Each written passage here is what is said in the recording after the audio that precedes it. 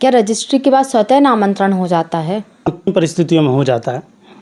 देखिए कि ने जो प्रॉपर्टी ली थी वह किसी टुकड़े में नहीं ली थी या संपूर्ण प्रॉपर्टी ली थी, तो एक तरह से नामांतरण आपका स्वतः हो जाएगा, क्योंकि रजिस्ट्री के समय एक पर्ची कटती है नामांतरण की, तो उसमें नामांतरण, लेकिन कोई विवाद ना हो, उसमें सिंपल हो, साफ़ सुथरा हो, तो आपका नामांतरण हो जाएगा।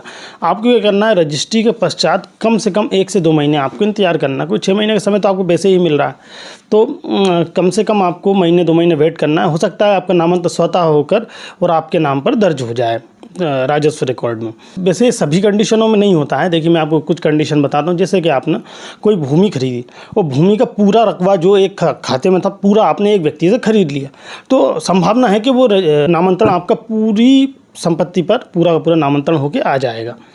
और अगर आपने कोई टुकड़ा खरीदा है तो मुझे संभावना है कि आपका नामांतरण ना हो पाए और आपको उसका आवेदन करना पड़े। इसी तरीके से किसी तरह का कोई विवाद हो, उस संपत्ति पर कोई पहले से आपत्ति लगी हो, कोई विवाद हो, उसके बाद भी वह रजिस्ट्री हो गई हो, तो उस नामांतरण में आप सोचो कि मेरी रसीद कट चुकी है तो नामांतरण होकर आ जाएगा, तो ऐसा संभव नहीं है। कंडीशनली है, वो हो भी सकता है और नहीं भी हो सकता। तो इसलिए आप पहले 1-2 महीने वेट करें।